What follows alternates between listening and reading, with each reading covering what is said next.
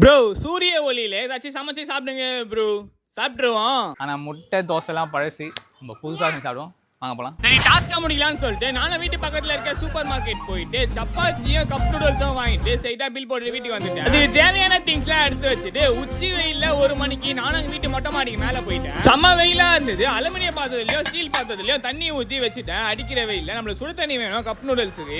அப்புறம் silver seat open பண்ணி போட்டுட்டு அதுக்கு மேல சப்பாத்தியை போட்டுட்டேன். அடிக்கிற வெயில்ல சப்பாத்தி ஆயிடும்னு நினைக்கிறேன். ஒரு 1 hour கழிச்சு பார்க்கலாம்னு சொல்லிட்டு நானும் அப்புறம் வந்து பார்த்தேன். சப்பாத்தி கொஞ்சம் சூடான மாதிரி இருந்தது. தண்ணியும் கொஞ்சம் சூடாயிட்டு இருந்தது. அப்புறம் ஒரு 3:30 மணிக்கா வந்து பார்த்தேன். தண்ணி கொஞ்சம் சூடாவே இருந்து சரி கப் நூடுல்ஸ்ல ஊத்திலாம் சொல்லிட்டு மசாலா எல்லாம் பிச்சு போட்டுட்டு நானும் சுடு தண்ணியை உள்ள ஊத்திட்டு கொஞ்ச நேரம் மூடி வச்சு அந்த கேஸ்ல போய் சப்பாத்தியை போய் பார்த்தா பக்காவா குக் ஆயிட்டு இருந்தது. ஆனா அப்பள மாரி ஆயிட்டு இருந்தது. நல்லா சுட்ட மாரி இல்ல. சாப்பிட்டு கொஞ்சம் உள்ள மாவு மாவா இருந்தது. அரை குக்கரா ஆயிருக்கு. ஃபுல்லா குக்கே ஆகல. அப்புறம் ஒரு 5 நிமிஷம் கழிச்சு கப் நூடுல்ஸையும் எடுத்து சாப்பிட்டேன். அதுவும் கொஞ்சம் தான் குக் ஆயிட்டு இருந்தது. ஃபுல்லா குக் ஆகல. ஆனா சாப்பிட்டு நல்லாவே இருந்தது. இதோட டாஸ்க் முடியுது. அடிக்கிற வெயில கஷ்டப்பட்டு இந்த வீடியோ எடுத்துருக்கோம். ஒரு லைக் பண்ணுங்க. மறக்காம சப்ஸ்கிரைப் பண்ணுங்க. நெக்ஸ்ட் என்ன கமெண்ட் பண்ணுங்க. தெரியல பாப்போம். பை.